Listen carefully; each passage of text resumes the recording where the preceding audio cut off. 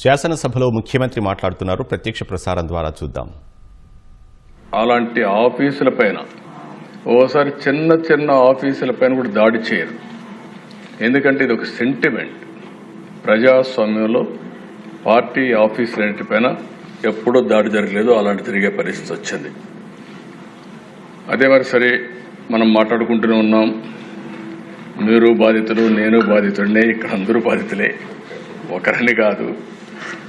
నేను ఆ రోజు ఈ రోజు కూడా చెప్తున్నా, నేను చాలా స్పష్టంగా ఉన్నా.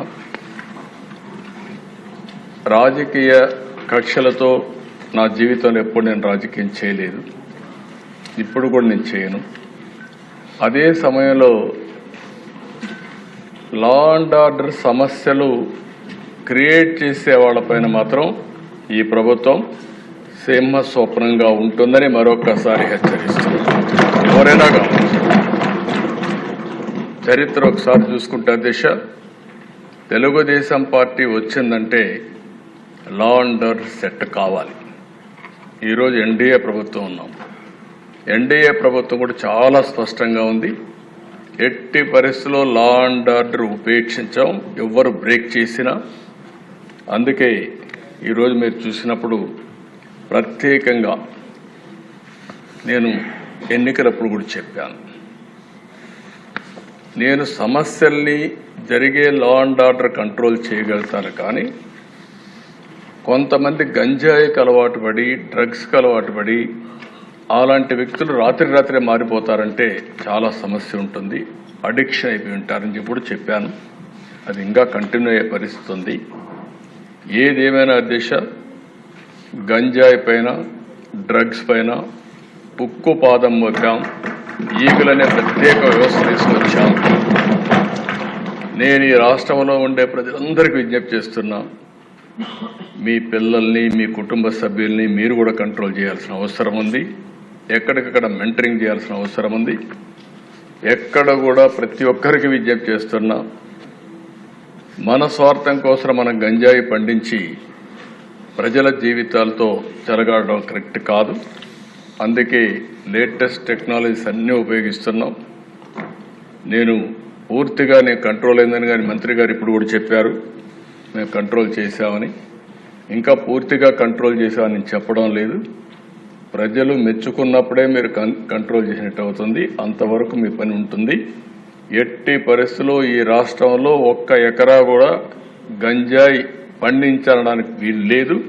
అది జరిగే వరకు నిరంతరం ఈ ప్రభుత్వం పోరాడుతుంది చెప్తుందని ఒక్క మాటలో చెప్పాలంటే, గంజాయి పైన, డ్రగ్స్ పైన యుద్ధం చేస్తున్నాం. ఈ యుద్ధాన్ని ఆపే పరిస్థితి ఉండదు.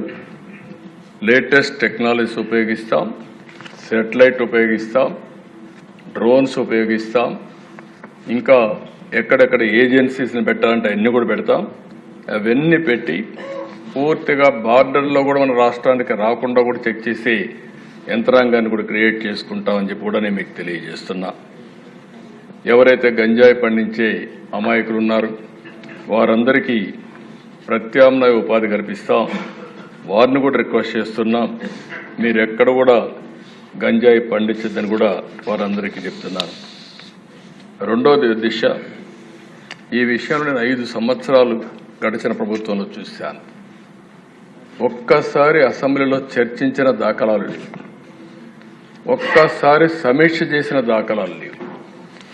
ఏ ప్రభుత్వమైనా చిత్తశుద్ధితో ఉన్నప్పుడు రివ్యూ చేయడం కానీ, యాక్షన్ తీసుకోవడం కానీ జరిగితే కొంతవరకైనా కంట్రోల్ అవుతుంది. అవన్నీ చేయని పరిస్థితి వచ్చింది. అందుకని అధ్యక్ష, దీంట్లో రాజీ లేదు. రెండో విషయం కూడా నేను ఒకటే కోరుతున్నా, ఈరోజు సోషల్ మీడియాను మనం చూస్తున్నాం. విచ్చలవిడితనం వచ్చింది, క్యారెక్టర్ అసాసినేషన్ జరిగే పరిస్థితి వస్తుంది, ఆడబిడ్డలు తలెత్తుకొని తిరగలేని పరిస్థితి వస్తూ ఉంది. ఇది మంచి సాంప్రదాయం కాదు. నాకు చాలా సంతోషం, అసెంబ్లీలో బూతులు లేవు. ఇప్పుడు అసెంబ్లీ అంతా కూడా సబ్జెక్ట్స్ పైన చర్చించే పరిస్థితికి వచ్చాం. ఆ 5 సంవత్సరాలు అసెంబ్లీలో బూతులు మాట్లాడడం, బయటంతా భయంకరంగా ఉండడం, ప్రజాస్వామ్యం పూర్తిగా అపహాస్యం కాబడింది. అలాంటి అన్ని పోయే పరిస్థితికి వచ్చాయి. ఈరోజు మళ్ళీ రాష్ట్రంలో ఒకటే విజ్ఞప్తి చేస్తున్నాం. ఎవరైనా సరే ఆడబిడ్డలపైన అత్యాచారాలు చేసి తప్పించుకోవాలంటే ఈ ప్రభుత్వంలో వీలు కాదు. అదే చివరి రోజు అవుతుందని మరొకసారి హెచ్చరిస్తున్నాం. చాలా కఠినంగా చెప్తున్నా. ఇంకా కొంతమంది అక్కడక్కడ చూస్తున్నాను, ఆకతాయిలున్నారు, ఇష్టానుసారంగా ప్రవర్తిస్తున్నారు. వారందరికీ కూడా ఒక మెసేజ్ పోవాల్సిన అవసరం ఉంది. నేను ఒకప్పుడు ఒక మెసేజ్ ఇచ్చాను. ఈ రాష్ట్రంలో లా అండ్ ఆర్డర్ మెయింటైన్ చేయాలి. తీవ్రవాద సమస్య పరిష్కారం కావాలి. మత విద్వేషాలు లేని రాష్ట్రంగా మత సామరస్యాన్ని పెంచాలి. ముఠా నాయకులందరినీ ఒకటే మెసేజ్ ఇచ్చాను. తరతరాలుగా మీరు ముఠాలకు పాటుపడుతున్నారు. కుటుంబాలు లేకుండా పోయే పరిస్థితి వస్తూ ఉంది. ఇంక ఈ రాష్ట్రంలో జరగడానికి వీలు లేదని ఆ రోజు కూడా చాలా స్పష్టంగా కంట్రోల్ చేశాం. రౌడీలకు ఒక మెసేజ్ ఇచ్చాం. ఈ రాష్ట్రంలో రౌడీ అనేవాడు ఉండడానికి వీలు లేదు. ఈ రాష్ట్రం మీకు సహకరించదు. అలాంటి వాడు ఉంటే ఈ రాష్ట్రాల నుంచి పారిపోవడం బెటర్ అని చెప్పి కూడా హెచ్చరించా. ఇప్పుడు కూడా చెప్తున్నా, ఎవరైనా సరే రౌడీజం చేసి మళ్ళా తప్పించుకుంటామంటే అలాంటి వాళ్ళని ఎట్టి పరిస్థితుల్లో వదిలిపెట్టమని అసెంబ్లీ సాక్షిగా హెచ్చరిస్తున్నారని కూడా అయితే అధ్యక్ష, ఇవన్నీ జరగాలంటే ఈరోజు మనం చూస్తే కొన్ని చట్టాలు కూడా పగడ్బందీగా ఉండాల్సిన అవసరం ఉంది. అందుకే ల్యాండ్ గ్రాబింగ్ బిల్ నిషేధం కింద 2024 కొత్త చట్టం తీసుకొస్తున్నాం. మాకు ఏ కంప్లైంట్ వచ్చినా ఇప్పటికి కూడా ఇక్కడ అన్ని సమస్యల పరిష్కారం చేయగలుగుతున్నాం. కానీ వీళ్ళు చేసినటువంటి ఈ భూ వివాదాలు, ల్యాండ్ రిలేటెడ్ కాన్ఫ్లిక్ట్స్ అయితే భయంకరంగా తయారైనాయి. 22A ఉపయోగించారు, రికార్డ్స్ తారుమారు చేశారు, ప్రభుత్వ భూములు కొట్టేశారు, ఫారెస్ట్ భూములు కొట్టారు. ఇవి మామూలుగా ఫారెస్ట్ భూముల దగ్గరికి ఎవరు పోరు, అలాంటివి కూడా జరిగే పరిస్థితి వచ్చింది. అందుకే ఈ ప్రత్యేక చట్టం కూడా గుజరాత్లో చాలా బాగా పనిచేసింది. ఎవరైనా సరే ల్యాండ్ గ్రాబింగ్ చేస్తే, భూ కబ్జాలకు పాటుపడితే ప్రభుత్వం కేసు పెట్టిన తర్వాత దాన్ని ప్రూవ్ చేసుకునే బాధ్యత కూడా వాళ్ళపైనే ఉంటుంది. దాంట్లో మళ్ళీ ఏమాత్రం కూడా ఉపేక్ష లేదు. అలాంటి పగడ్బందీ చట్టాన్ని కూడా తీసుకొస్తున్నాం. ఈ చట్టం ద్వారా ఎక్కడైనా ఎవరైనా సరే భూ కబ్జా చేయాలంటే భయపడే పరిస్థితి రావాల్సిన ఉంది. అలాంటి చట్టాన్ని కూడా తీసుకొస్తామని చెప్పి కూడా నేను మీకు తెలియజేస్తున్నాను. అదే మరిగా దిశ ఈరోజు టెక్నాలజీ, డ్రోన్స్ ఉపయోగిస్తున్నాం. ఇంకా మా వాళ్ళందరూ మాస్టరైజ్ చేస్తున్నారు. అవసరమైతే డ్రోన్స్ ద్వారా నైట్ పెట్రోలింగ్ కూడా చేయడానికి, పోలీస్ పెట్రోలింగ్ బదులు డ్రోన్ పెట్రోలింగ్ చేయడానికి కూడా శ్రీకారం చుడుతున్నాం. సీసీటీవీ కెమెరాలు పెడుతున్నాం, లేటెస్ట్ టెక్నాలజీ పెడుతున్నాం. ఒక్కొక్కసారి అధ్యక్ష చాలామంది కేసుల్లో తప్పించుకుంటున్నారంటే నేరాలు చేయడం, సాక్ష్యాలను తారుమారు చేయడం, తద్వారా పనిష్మెంట్ లేకుండా తప్పించుకునే పరిస్థితికి వస్తున్నారు. కానీ ఇటీవల డిపార్ట్మెంట్ మీరు చూస్తే చాలా గట్టిగా పనిచేసి 2-3 నెలల్లోనే శిక్షలు పడే కన్విక్షన్ వచ్చే పరిస్థితి తీసుకొచ్చారు. దానికి డిపార్ట్మెంట్ మనస్ఫూర్తిగా అభినందిస్తున్నా. ఇది వండర్ఫుల్ వర్క్. దీన్ని ఇంకా పకడ్బందీగా మనం చేయాల్సిన అవసరం ఉంది. ఇది కూడా చేస్తామని చెప్పి నేను మీకు తెలియజేసుకుంటూ, ఇంకొక పక్కన సైబర్ సెక్యూరిటీ కూడా చాలా ముఖ్యం. దీంట్లో కూడా 26 సైబర్ పోలీస్ స్టేషన్లు పెడుతున్నాం. దీని ద్వారా కూడా ఎక్కడ సైబర్ క్రైమ్ చేస్తే అలాంటి నేరస్తుల్ని ఇమీడియట్గా పట్టుకునే పరిస్థితి వస్తుంది. FSL కూడా ఇంకా బాగా ఇంప్రూవ్ చేయాల్సిన అవసరం ఉంది. కడాన దేశ ఒక్కొక్కసారి ప్రభుత్వాలు ఏ విధంగా పనిచేస్తాయంటే, నేను ఎప్పటి నుంచో కూడా సమైక్య ఆంధ్రప్రదేశ్లో మీరు చూస్తే ప్రతి ఒక్క రెవెన్యూ డివిజన్కి పోలీస్ డాగ్స్ పెట్టి, స్క్వాడ్స్ పెట్టి, ఎందుకంటే ఇప్పటికి కూడా టెక్నాలజీ మనం అందరం ముందుకు పోతున్నాం. కానీ ఈ పోలీస్ డాగ్స్ ఏవైతే ఉన్నాయో అవి డిటెక్ట్ చేసినంత ప్రిసిషన్ టెక్నాలజీ కూడా ఒకసారి చేయలేకపోతా ఉంది. అంత పర్ఫెక్షన్ ఉంటుంది. అలాంటివి ఇది పోయినాయి. ఫారెన్సిక్ ఎవిడెన్స్ని ఎప్పటికప్పుడు సెక్యూరిటీ పెట్టి ఫస్ట్ హ్యాండ్గా అక్కడ మొత్తం ప్రొటెక్ట్ చేస్తేనే కేసు ముందుకు పోయే పరిస్థితి వస్తుంది. అలాంటి లేని పరిస్థితి వచ్చింది. అందుకని అధ్యక్ష, ఇప్పుడే కొంతమంది మాట్లాడినప్పుడు కూడా చెప్పారు, వివేకానంద రెడ్డి మర్డర్ కూడా ఓసారి ఆందోళన కలుగుతుంది ఎవరికైనా సరే. ఒక మర్డర్ జరిగిన తర్వాత, ఒక సెన్సేషనల్ మర్డర్ జరిగిన తర్వాత 6 మంది సాక్షులు ఆ కేసులో ఇన్వాల్వ్ అయిన వాళ్ళు ఎలిమినేట్ అయిపోవడం అనేది, చనిపోవడం అనేది అదొక ఆవేదన, ఆలోచన కలుగుతుంది. ఎప్పుడైనా పోలీస్ డిపార్ట్మెంట్ గుర్తుపెట్టుకోవాల్సింది, ఒక సెన్సేషనల్ కేసు వచ్చినప్పుడు దాని తర్వాత పరిణామాలన్నిటి కూడా క్షుణ్ణంగా ఎగ్జామిన్ చేసి ఎప్పటికప్పుడు యాక్షన్ తీసుకోవాల్సిన అవసరం ఉంది. మీరందరూ కూడా, ఎందుకంటే ఈ హౌస్లో కూడా అందరూ ఎమ్మెల్యేలు ఉన్నారు. నేను అందుకే మొన్న ఒక మాట చెప్పాను, నేనే ముఖ్యమంత్రి. నేను ముఖ్యమంత్రిగా ఉండి 2019 వివేకానంద రెడ్డి మర్డర్ జరిగింది. తెల్లవారితో వాట్సాప్ మెసేజ్ వచ్చింది. మెసేజ్ ఏమని, వివేకానంద రెడ్డి గుండెపోటుతో చనిపోయాడు. ఎలక్షన్ సీజన్, నేను కూడా గుండెపోటు అనుకున్నాను. జనరల్గా నాకు ఎప్పుడు ఏ ఆలోచన వచ్చినా, ఏ మెసేజ్ వచ్చినా మళ్ళా నేను స్టడీ చేస్తూ ఉంటాను. అలాంటిది నేను కూడా ఎలక్షన్లో ఉండి క్యారీ అయ్యాను. నాకు ఒక సీఎంఓ ఉంది, ఒక ఇంటెలిజెన్స్ ఉంది, ఒక డీజీపీ ఉన్నాడు, మా చంద్రరాజు మంత్రి, అప్పుడు అందరం ఉన్నాం.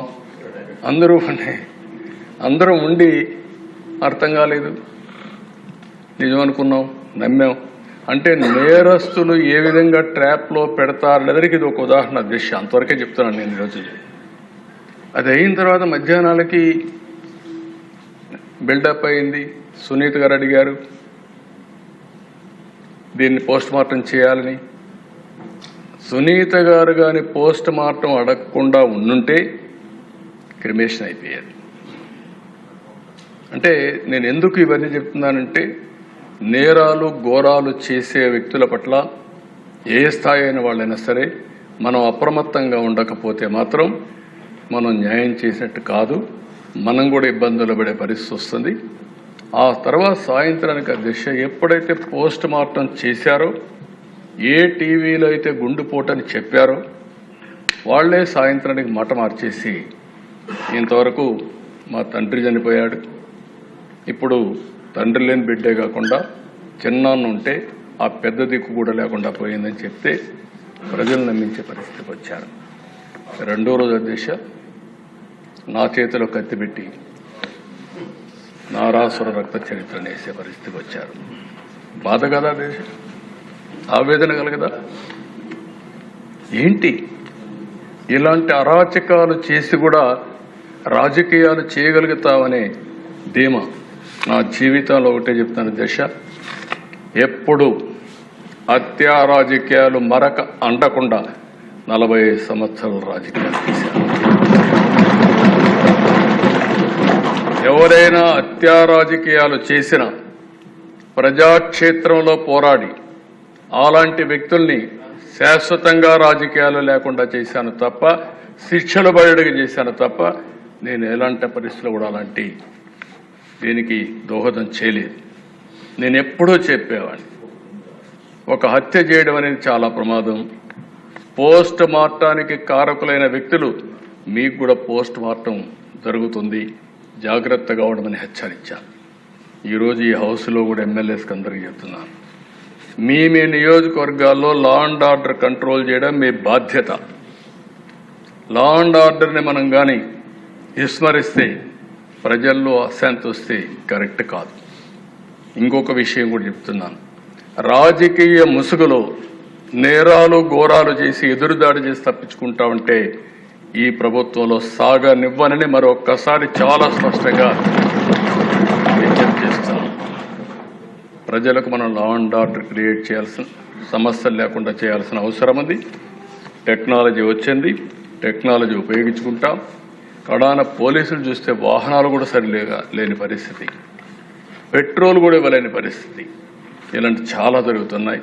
చాలా వరకు కరెక్ట్ చేశాం, ఇంకా కరెక్ట్ చేస్తాం. పోలీస్ యంత్రాంగాన్ని అప్రమత్తం చేస్తాం. అప్రమత్తం చేయడమే కాదు, ఎప్పుడైనా సరే అధ్యక్ష ఒకటే గుర్తుపెట్టుకోండి, ఒక నాయకత్వం కానీ ఒక గవర్నమెంట్ కానీ స్ట్రాంగ్గా ఉందని విత్ డెమాన్స్ట్రేటివ్ ఎఫెక్ట్తో చేయగలిగితే అందరూ లైన్లోకి వస్తారు. అట్లా కాకుండా పర్వాలేదు ఉదాసీన వైఖరి తీసుకుంటే ప్రతి ఒక్కరూ పెట్టిరేగిపోయే పరిస్థితి వస్తుంది. అది ఈ ప్రభుత్వంలో సాగనివ్వమని చెప్పి మరొకసారి తెలియజేసుకుంటూ ప్రతి ఒక్కరికి విజ్ఞప్తి చేస్తున్నాం. ఈ రోజుటి నుంచి కొంతమందిని చూస్తున్నాను దిశ, కొన్ని కేసులు కూడా చూస్తున్నాను. ఎమోషన్లో కొంతమంది ట్రాపుల్లో కూడా పడతా ఉంటారు. కొంతమందికి డబ్బులు ఇస్తామంటే ఎక్కువగా వస్తాయనే ఉద్దేశంతో ఒక విధంగా ఆలోచిస్తే చిట్ ఫండ్ కంపెనీలు వస్తూ ఉంటాయి. అలాంటి వాటిలో డబ్బులు ఎక్కువ పెట్టుబడి పెడతాం, లేకుంటే మీకు ఎక్కువ రిటర్న్స్ ఇస్తామంటే మోసపోయే పరిస్థితి వస్తూ ఉంది. కొంతమంది అమ్మాయిల పట్ల కొంతమంది చాలా దారుణంగా ప్రవర్తిస్తూ ప్రేమ అనే మాట ఒలకబోస్తూ ట్రాప్లో పెట్టి ఈ యొక్క అబ్యూజ్ చేసే పరిస్థితి కూడా వస్తున్నారు. నేను ఈ విషయాలను ఎందుకు చెప్తున్నానంటే ఈ సభ ద్వారా ప్రజల్లో చైతన్యం తీసుకురావాల్సిన బాధ్యత మన మీద ఉంది. అదే సమయంలో ఎవరైనా తప్పు చేస్తే మాత్రం వదిలిపెట్టం, తాట తీస్తామని చెప్పి కూడా మరొకసారి, ఎందుకంటే నా గట్టిగా కూడా చెప్పాల్సిన అవసరం ఉంది. నేను ఇదే మాదిరిగా ముఖ్యమంత్రిగా ఉంటే అధ్యక్ష 14-15 సంవత్సరంలో ఇక్కడే మనం గురుజాల కాన్స్టిట్యున్సీ అనుకుంటాం, పిడుగురాళ్ళ గవర్నమెంట్ ఉంటుందని మరొక్కసారి తెలియజేసుకుంటూ ప్రజలు పూర్తిగా సహకరించమని మరొక్కసారి కోరుకుంటూ, ఇంకొకసారి నాకు ఎక్కడన్నా దొరికితే మాత్రం గంజాయి దొరికితే అడికి అయిపోతాను, మీరు గుర్తుపెట్టుకోండి. అదే మాదిరిగా ఎక్కడ డ్రగ్స్ దొరికినా లేదు. రాజకీయ ముసుగులో హత్యలు నేరాలు ఘోరాలు చేయాలనుకున్నా చాలా క్లియర్గా ఉన్నాం. ఎవరైనా మీరు మీ సమస్యలు చెప్పాలంటే మాకు చెప్పండి. సమస్యలు చెప్పకుండా మీ ఇష్ట ప్రకారం వచ్చి రౌడీజం చేస్తాం, ఇష్టానుసారంగా ప్రవర్తిస్తాం కూడా కరెక్ట్ కాదు. మీరు రండి, వింటాం, మీరు చెప్పినంత వింటాం. మీ సమస్య న్యాయపరమైతే తప్పకుండా పరిష్కారం చేసే బాధ్యత ఈ ప్రభుత్వాన్ని చెప్పి కూడా తెలియజేసుకుంటూ అందరూ సహకరించమని చెప్పి కోరుకుంటూ మీ దగ్గర సెలవు తీసుకుంటున్నాను. ఇప్పుడు గౌరవనీయ ముఖ్యమంత్రి గారు ఈ చర్చలో పాల్గొనటం ప్రజలకు ఎంతో ధైర్యాన్ని ఇస్తుంది. నిన్ననే ఇనాగరేట్ చేశాను శక్తి యాప్. ఎవరైనా సరే ఆడబిడ్డలు ఆ శక్తి యాప్ డౌన్లోడ్ చేసుకుని కనీసం ఆ ఫోన్లో చేయగలిగిన ఆ శక్తి యాప్ ఆన్ చేసి 3 సార్లు షేక్ చేసిన ఆటోమేటిక్గా రిజిస్టర్ అయిపోతుంది. ఎక్కడున్నారో జీపీఎస్ చూసుకుని 6 నిమిషాల నుంచి 9-10 నిమిషాల లోపల మీ దగ్గరికి వచ్చే బాధ్యత పోలీసుల పైన ఉంటుంది. ఒకసారి కంప్లైంట్ చేసిన తర్వాత ఆ అమ్మాయికి ఏమైనా జరిగినా మా పోలీసులు రెస్పాండ్ కాకపోయినా బాధ్యత తీసుకునే అవకాశం పోలీసుల పైన ఉంటుంది. ఎందుకంటే ఒకసారి టెక్నాలజీలో రిజిస్టర్ అయిన తర్వాత రేపు క్రైమ్ రిజిస్టర్ అయినప్పుడు మీ ఫెయిల్యూర్ కూడా రిజిస్టర్ అవుతుంది. జాగ్రత్తగా ఉండమని మా పోలీసులు కూడా చెప్తున్నా. ప్రజల్లో చైతన్యం తీసుకొస్తాం. చైతన్యం తీసుకురావడమే కాకుండా ఇటు పోలీసులు అప్రమత్తంగా లేకపోతే వాళ్ళపైన కూడా యాక్షన్ ఉంటుంది. నేను ఐఎమ్ వెరీ క్లియర్. అందుకే టెక్నాలజీ అంటే ఏదో మేము మా ఇష్ట ప్రకారం పెట్టేస్తాం. ఇంత మునుపు మనం చూసాం అధ్యక్ష, దిశ యాప్ అన్నారు, దిక్కుమాలిన యాప్గా తయారైంది. ఈరోజు నో క్వశ్చన్, ఏదైతే నేను చెప్పానో ఇది 100% ఏదైతే శక్తి యాప్. ఒక్కసారి మీరు టెస్ట్ చేసి చూడండి. ఎవడైనా ఆకతాయితనంతో బిహేవ్ చేయాలని మీరు చేసి చూడండి. ఆడబిడ్డలు శక్తి యాప్ ద్వారా అప్రోచ్ కండి. అప్రోచ్ అయిన తర్వాత 100% యాక్షన్ తీసుకునే బాధ్యత ఈ ప్రభుత్వాన్ని అని చెప్పి మరొకసారి తెలియజేసుకుంటూ అవేర్నెస్ రావడానికి ఎమ్మెల్యేస్ కూడా మాట్లాడండి. ప్రజల్లో చైతన్యం తీసుకురండి. మీరు ఒక విషయం గుర్తుపెట్టుకోవాలి, ఎప్పుడు కూడా చట్టం ఉంటుంది, లేకపోతే అనేక చర్యలు ఉంటాయి. కానీ ప్రజల్లో చైతన్యం లేకపోతే మన చట్టాలన్నీ కూడా ఎవరూ ఉపయోగించుకోలేని పరిస్థితి వస్తుంది. ఇప్పుడు కూడా టెక్నాలజీ కూడా అంతే. యాప్ ఉంది, యాప్ ఉపయోగించుకుంటే అది ఒక మహా ఆయుధం. ఆ శక్తి యాప్ను ఉపయోగించుకోకపోతే మళ్ళీ యాజ్ ఇట్ ఈజ్గా జరిగే పరిస్థితి వస్తుంది. అందుకే ప్రతి ఒక్క ఆడబిడ్డని ఎడ్యుకేట్ చేయండి. ఆడబిడ్డకు రక్షణగా శక్తి యాప్ ఉంటుంది. దీన్ని పూర్తిగా ఉపయోగించుకునే బాధ్యత ఆడబిడ్డలది. వాళ్ళల్లో చైతన్యం తీసుకొచ్చే బాధ్యత ఇక్కడుండే ఎమ్మెల్యేలది. మీ కాన్స్టిట్యున్సీలు ఎక్కడైనా ఉపయోగించుకోకపోతే ఫస్ట్ నేను ఎమ్మెల్యేని అడుగుతాను, ఎందుకు మీరు చెప్పలేకపోయారని. మీరు అక్కడ కార్యకర్తలు ఉంటారు, 3 పార్టీలు కలిసి ఇంటింటికి చెప్పండి. అవసరమైతే కొన్ని పాంప్లైట్స్ వేయండి. ఒక్క క్రైమ్ జరిగితే అప్పుడు చూడండి. క్రైమ్ జరిగితే యాక్షన్ తీసుకోకపోతే అప్పుడు మీరు నాకు చెప్పమని చెప్పి అడుగుతూ ఇది చేయాల్సిందిగా మరొకసారి విజ్ఞప్తి చేస్తున్నాను. గౌరవనీయ ముఖ్యమంత్రి గారు ఈ చర్చలో పాల్గొనటం, ఈ స్త్రీ యాప్ ద్వారా మహిళలకి స్త్రీ శక్తి అని మైండ్లో వచ్చింది. శక్తి యాప్ ద్వారా మహిళలకి, అలాగే శాంతి భద్రతల అధినేతగా ఏ రాష్ట్రానికైనా పెట్టుబడులు రావాలంటే శాంతి భద్రతలు సక్రమంగా ఉండాలి. చంద్రబాబు నాయుడు గారు వచ్చినప్పుడే పెట్టుబడులు ఎందుకు వస్తున్నాయంటే శాంతి భద్రతల పట్ల ఆయన చూపుతున్న శ్రద్ధ. నిజంగా ఈరోజు ఆయన ఇంత స్పష్టంగా చెప్పినందుకు వారికి ప్రత్యేక ధన్యవాదాలు తెలియజేస్తూ ఇప్పుడు హోంమంత్రి గారి ప్రతిపాదనలపై ఓటింగ్. 10వ అభ్యర్థన క్రింద హోంశాఖకు 8,570,50,80,80,000 రూపాయలకు మించని సొమ్మును ప్రభుత్వానికి మంజూరు చేయాలి. ఈ అభ్యర్థనకు సుముఖంగా ఉన్నవారు అవును అనండి. వ్యతిరేకంగా ఉన్నవారు ఎవరైనా ఉంటే కాదు అనండి. అందరూ అవునన్నారు. కావున నిధుల కొరకు గౌరవనీయ మంత్రి అనిత గారు అభ్యర్థనలను మంజూరు చేయడం అనేది. ఇక నిమిషం. గౌరవ శాసన మండలి అధ్యక్షుల వారి నుంచి శాసనసభ స్పీకర్ గారికి ఈ క్రింది వర్తమానం అందింది. మార్చి 11, 2025వ తేదీన జరిగిన ఆంధ్రప్రదేశ్ శాసనసభ సమావేశంలో ఆమోదించి శాసన మండలికి పంపిన ఆంధ్రప్రదేశ్ లిఫ్ట్లు మరియు ఎస్కలేటర్ల బిల్లు 2025 ప్రతిని ఆంధ్రప్రదేశ్ శాసన మండలి కార్యవిధాన కార్యక్రమ నిర్వహణ నియమావళిలోని 147వ నియమం ప్రకారం శాసనసభ ఆమోదించిన రూపంలోనే తిరిగి పంపుతున్నాను.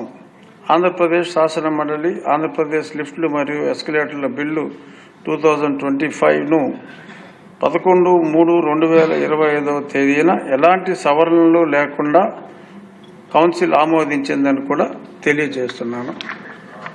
ఇక ఇప్పుడు అందరూ చాలా కాలాతీతం అయింది, కానీ ఇంపార్టెంట్ సబ్జెక్ట్ కాబట్టి ఒక్కళ్ళు కూడా సభ దాటి బయటికి వెళ్ళలేదు. అరగంట సమయం భోజనానికి బ్రేక్ తీసుకుని ఆ తర్వాత ఎడ్యుకేషన్ అండ్ ఐటీ సెక్టర్ మీద చర్చ అండ్ ఓటింగ్ జరుగుతుంది.